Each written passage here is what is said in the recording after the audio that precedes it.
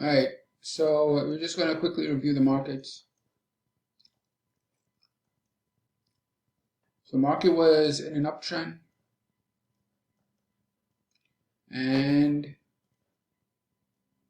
it clear selling right here. I mean, it's clear as day. Clear selling, the breakout bar is right here. That 9, because it was trying to break this area. So that's the breakdown.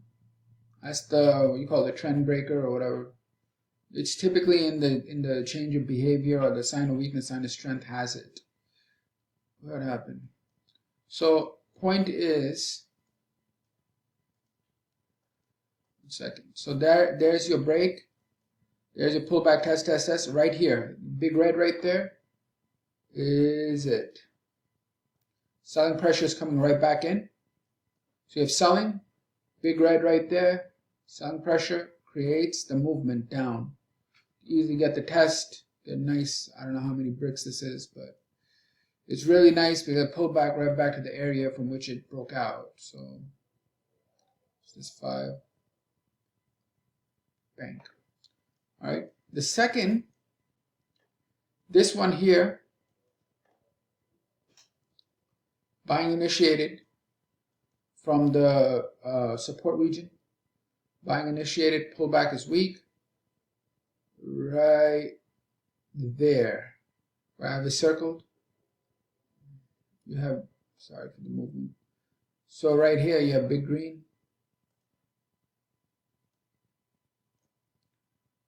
Bang. Why? Because it broke right, this area. What does it do? It tests that same area. They defend, and it goes up. Now when it goes up, you see this green and red, big green, big red. Why? Selling is coming in. This is distribution. This is distribution. Selling came here, sold, did the up thrust after minor distribution. That area. Selling resumed here, and the movement went down. It's a small movement, right? But I mean, you don't. How? Let's say this is a small movement because the thing is, these are counter trends. Like this was a nice trend, but even though it's counter trend, it's still not the. This was an easier trade. This right here is very small movement. Why? Because it's coming back to test this area. So what happens when it tests this area, which is where the prior change of behavior is, right? That's the prior buying. What happens? Immediately, what are you looking for? You want to see if buying is going to resume. Look, this is the buying. Question is, if I go back into that area, is the buyers still there? Hell yeah, they're there. Why? Big green.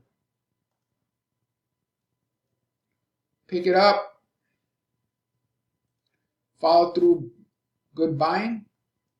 Right here, where you have big price movement and big volume. Get a nice spring. This happens a lot. And then, now you want to watch the pullbacks, okay? Because it went to that area, it rejected. Why? If you see, besides the 11, right, you have 1, 3, 7, 4, 5, 10. Boom. Rejecting the breakdown. All right, because bigger than almost every other brick, except this high and this big green right there. So buying is there. The 10 tells you as it goes to support and does a spring, that is buying. That right there is buying. Has follow through, comes back, nothing. 3 and 2, nothing. 3. This is when the market is on the springboard. Right there.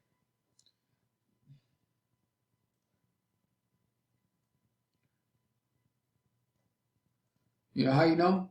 Price movement, volume is all done. This movement goes up. This is 2 bricks. Now this is 1 brick. What's going on with price? After the spring test, secondary test, low price, low volume, cannot go down, going to go up. All right. So where's the springboard? Where I put it? Let's type it out. Oh, you have your springboard. What does the springboard have? It has heavy buying in the background. It has heavy buying, and then it has testing, and the testing exposes lack of supply. What happens then? Buyers come right back in and it flies. This is minor accumulation. What was accumulated right here? How do you know? Look at the volume print. Bang, big green. Wave is big, price is big. What does that mean? Accumulation. Why is it accumulation? Because they're buying. Where they're buying? Prior level of buying. Where do you expect them to buy? Where they bought before. Do they buy? Yes, they do. Where did it start? Right here. How do I know? This is the biggest volume in 100 bricks plus. Right there. So after that, you spring it. What does that mean? They're holding support, lack of ability to go down. Buyers come in, 1,000 contracts, up, test, retest, springboard position, boom.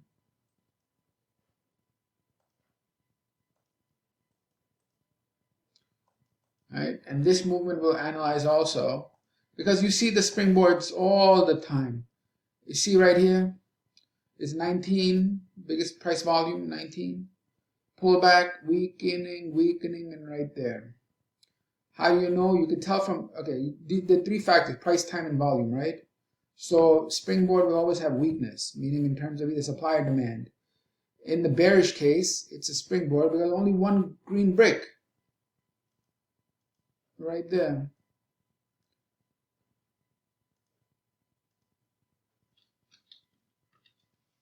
And right here, same thing, same logic. One brick, reversal. You know, what is it? After multiple tests? So 1 attempt spring, test, retest, and then bang, volume here picks up. As you can see, biggest volume in last 8 bricks. Why? Because lack of supply, and ready to go. Here, you have a selling, 1, 2, final attempt, weak, and reversal. You will always, it's baked in, like it's basically the pullback that is weak after strength in the background. Strength in the background, bang, bang, right there. And then pushes off on the biggest volume in 8 bricks right after the springboard. Springboard is right there.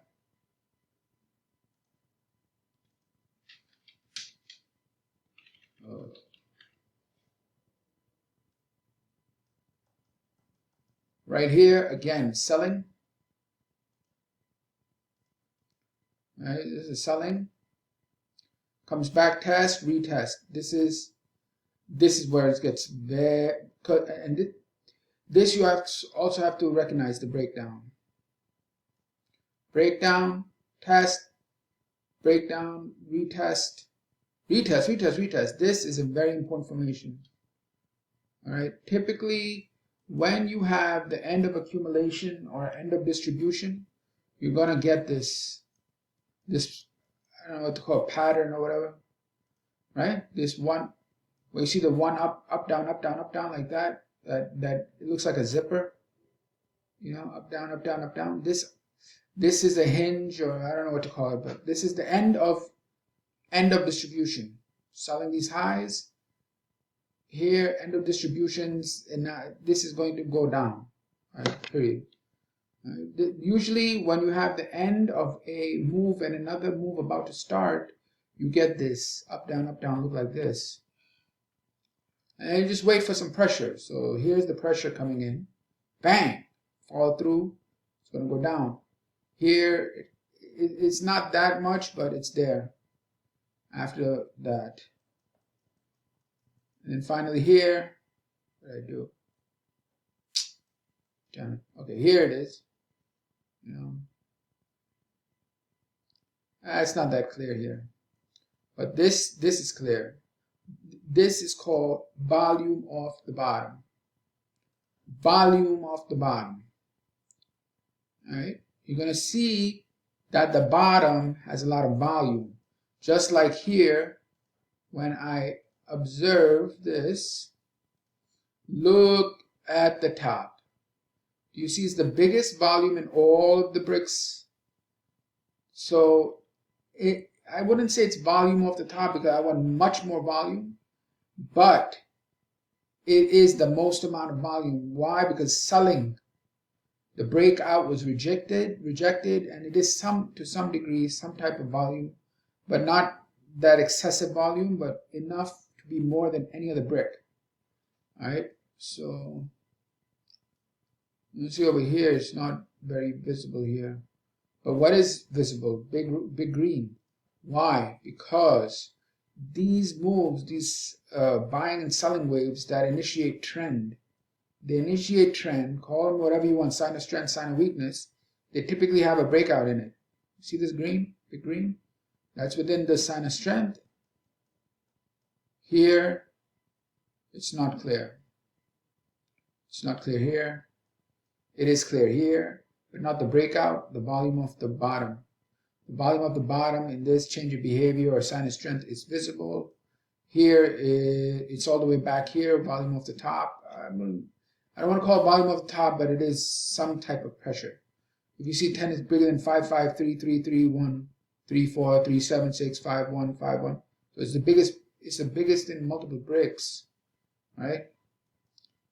So you typically, well, my point here is to mention that when you have a sign of strength or a sign of weakness, you want to look for some type of volume of the top or volume of the bottom or a breakout within it.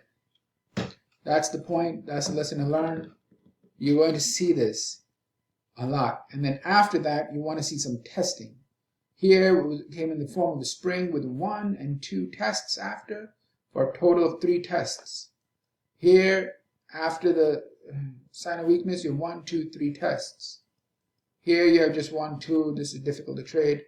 Here you have 1, 2, 3 tests, and then some type of hinge movement. And I guess you could call it whatever you want. I just think it's some type of resistance formation here. But this is what happens. So this is baked into supply and demand. This is the natural price movement of supply and demand. They have the tendency to do this. All right, folks. And it's not rocket science to read. If this looks complicated to you, just remember this is just a number. And the numbers get bigger when they break a level or when there's a turn, meaning a pivot. Like over here, there's a turn or a pivot. The number goes up to 19. Why? Supply. That's why. Here, there's a lot of pressure here. 67. Why is that? I don't know. But it's a turn. Here, number is 10. Why? It's a turn. Here, it's 20. Why is it coming up? Demand. Where? At the bottom, and has fall through. Here, 11. You see? So here, 8. Why? Because it's reversing. So there's a logic to this. Why? Because you need demand to do what? Break levels of supply and to create a pivot or a turn. Similarly, you need high demand or in this other case, high volume to break level and to turn. Right? And when you understand that, you will see that those levels are defended. Right? They're defended. And they offer ability to lean off those levels to trade off them. All right, that's enough for today. This, by the way, this chart, I believe it's the modern day tape reading chart. Wyckoff used a point and figure that was like this, but it was a point and figure with the same volume prints in it. It was just a lower periodicity, like I don't know, like 1 tick or something. But in today's world, you can't use that 1 tick. So you need to make a bigger tick size. And then instead of using point figure, which I could use, I've done it already. I could also use this. Why? Use Renko because it has the wicks. What do the wicks represent? Failure. Failure of what? Failure to go down. Failure of supply. So this has that feature, and it has the ability to show waves. And I think that's important. All right, take care. Bye.